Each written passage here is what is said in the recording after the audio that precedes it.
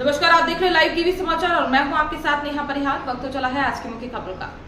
तालाब रोकड़िया हनुमान दादाजी मंदिर में आज हनुमान जयंती के अवसर पर हनुमान दादाजी का जन्मोत्सव बहुत ही धूमधाम के साथ मनाया गया।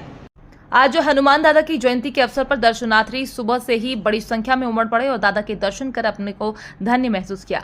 हनुमान दादा की जयंती के अवसर पर आज श्री महाराज जशुबाई कुंज बिहारी व्यास द्वारा पूजन हवन किया गया। इस रोकड़िया हनुमान दादा मंदिर की स्थापना 105 साल पहले श्री श्रवण दास महाराज ने की थी।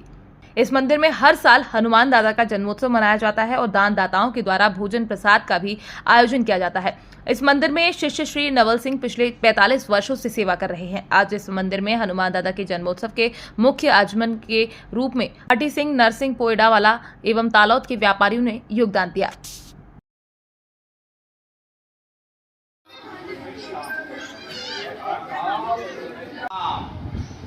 आज तलोद मुकामे हनुमानजी मंदिरे प्राण प्रतिष्ठा हवनનું આયોજન કરવામાં આવ્યું હતું અને એવા તમામ ભક્તોએ આ મંદિરનું દર્શન કર્યા અને હવન પણ થયું। હવનમાં બેઠેલા સાહિલભાઈ સનાભાઈ ચૌધરી અને તલોદના મોટા આગેવાનો ઉપસ્થિત રહ્યા હતા અને મંદિરનું તમામ આયોજન કરે છે અને લગભગ 1501 માણસનો પ્રસાદ પણ અત્યારે અહીંયા દરેક સમાજના લોકો લઈ રહ્યા છે। એ આપણા સમક્ષ સૌ લોકોને ધ્યાનમાં છે અને આ મંદિરનું એટલું બધું સત છે। જય શ્રી રામ। આજના પાવન દિવસે હનુમાન દાદા શ્રી રોકડિયા હનુમાન દાદા છેલ્લા 105 વર્ષથી આપણા તલોદ નગર ખાતે બિરાજમાન।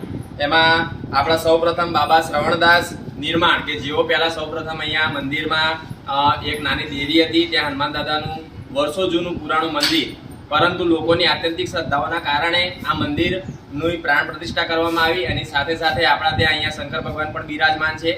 આવા રોકડિયા હનુમાન દાદાની આજે ચૈત્ર સુદ પૂનમ અને ભગવાન હનુમાન દાદાની કૃપાથી આજે સવારમાં સરસ એવું હવનનું પણ આયોજન કરવામાં આવ્યું। એમાં શ્રી મુખ્ય યજમાન શ્રી આપણા હઠીસી નારસી ઝાલા જે પોયડા નિવાસી છે તેમણે એનો લાભ લીધેલ છે।